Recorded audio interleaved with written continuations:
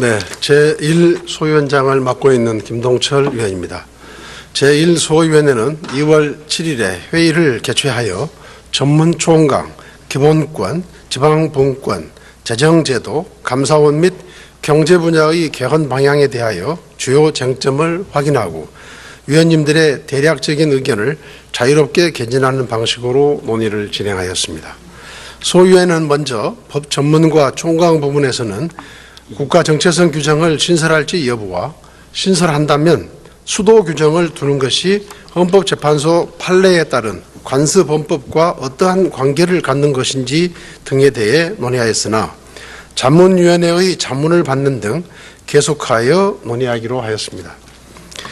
기본권과 관련해서는 경제사회적 여건 변화를 충실히 반영하고 기본권 보장을 강화하기 위하여 일부 기본권을 신설하자는 데 의견을 모았습니다. 구체적으로는 안전에 대한 권리와 소비자의 권리 및 문화생활 향유권 등 현대사회에서 중시되고 있는 분야에 대한 기본권을 신설하는 데에 의견을 모았습니다. 또한 평등권을 강화하기 위하여 차별 금지 사유에 인종, 연령, 언어, 장애 등을 추가하는 방안과 성평등에 관한 별도 조문을 신설하는 방안에도 공감대를 형성하였습니다. 그 밖에도 군인, 경찰 등의 보상받을 권리를 부당하게 제한하고 있는 이중 배상 금지 조항을 삭제하고 국가유공자, 상위군경, 전몰군경 외에 의사자의 유가족에 대해서도 우선적인 근로기회를 부여하도록 하며 형사 피고인 외에 형사 피의자도 국선 변호인을 선임할 수 있도록 확대하는 방안에 대해서도 의견을 모았습니다.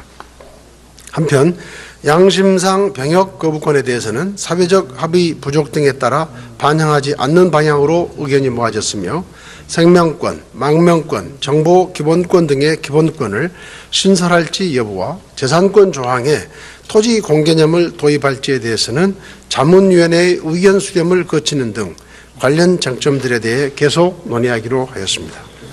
또한 지방분권 강화야말로 세계화, 지방화 시대에 국가 경쟁력과 직결되는 사항이라는 점에 강한 공감대를 형성하였습니다. 다만 구체적인 분권의 수준과 분권의 내용에 관해서는 그 방안별 장점과 예상되는 부작용에 대하여 자문위원회 자문을 통해 보다 면밀히 검토한 후 논의하기로 하였습니다. 재정제도 개편과 관련하여 다수 의원들이 재정에 대한 민주적 통제를 강화하기 위하여 예산 법률주의를 도입하고 국회가 예산 편성권을 행사하는 방안을 적극적으로 검토할 필요가 있다는 의견을 개진하였습니다. 아울러 현행 헌법상 감사원이 대통령 소속으로 규정되어 그 역할과 기능이 제약되고 있다는 점에 대하여 문제의식을 공유하고 감사원의 독립성과 정치적 중립성을 강화해야 한다는 데 의견을 모았습니다. 다만 감사원의 독립기구화와 국회의관 중 어느 방안이 더 적합한지에 대해서는 계속 논의하기로 하였습니다. 이상 보고를 마치겠습니다. 예, 수고하셨습니다. 다음은 이인영 제2소위원장님 나오셔서 논의 경과를 보고해 주시기 바랍니다.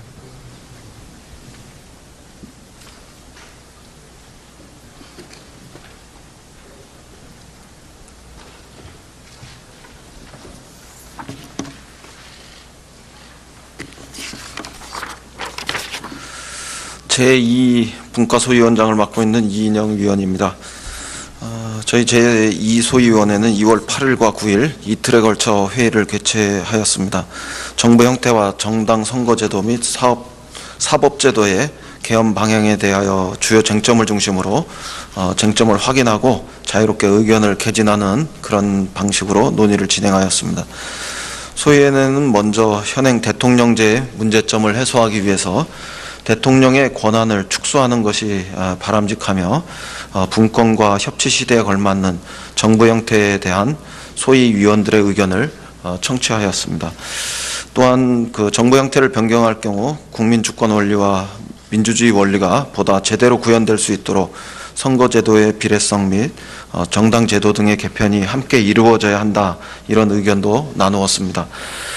또한 외국의 제도는 각 국가별로 고유한 역사성을 가지고 있기 때문에 제도 도입 시 우리나라의 현재 및 장래 문제를 제대로 해결할 수 있도록 우리 고유의 정부 형태를 만들어야 한다, 이런 견해들도 개진되었습니다. 입법부와 관련해서는 우선 국회의원의 불체포 특권 내려놓기를 검토할 필요가 있고, 또 조약 체결 비준에 대한 국회 동의권과 국정조사권이 제대로 작동할 수 있도록 하는 그런 방향에 대한 의견을 나누었습니다. 또한 대통령의 인사권과 특별 사면권 행사를 견제하는 장치를 강화해야 한다, 이런 의견들도 나누었습니다. 한편 정당의 설립에 관한 헌법 규정 및 국고 보조금 제도의 개선 방안 등에 대한 검토가 필요하다, 이런 의견도 개진되었습니다. 법원과 헌법재판소 및 중앙선거관리위원회의 구성의 경우 대통령과 대법원장에게 부여된 인사 권한, 이런 것들을 좀 축소하고 민주적 정당성 확보를 위해서 국회의 역할을 제고하는 것에 대한 의견을 나누었습니다. 헌법기관의 정치적 중립성을 보장하기 위해서 가중 다수결 제도의 도입을 검토할 필요가 있다는 의견도 아울러 개진되었습니다. 검찰총장과 검사장의 선임 방식 등에 대한 헌법 규정의 도입 문제에 대하여 다수의 논의도 있었다, 이런 점을 말씀드리겠습니다. 지난주 이소위원회는 그동안 전체 회의에서 제기되었던 주요 쟁점들을 확인하는 수준에서 논의를 전개했고, 이번 주부터 개별 사안에 대한 논의를 심화해서 진행할 예정입니다. 아울러 지난주 회의 시에 주요 쟁점에 대한 자문위원회 의견 조회를 요청하는 등 자문위원회의 의견을 적극적으로 수렴하고, 또한 국민들의 의견을 적극적으로 수렴하는 이런 기회를 거쳐서 이게 분과위원회 논의의 과정에 반영될 수 있도록 노력하겠다, 이런 말씀을 드리면서 보고를 대신합니다. 감사합니다.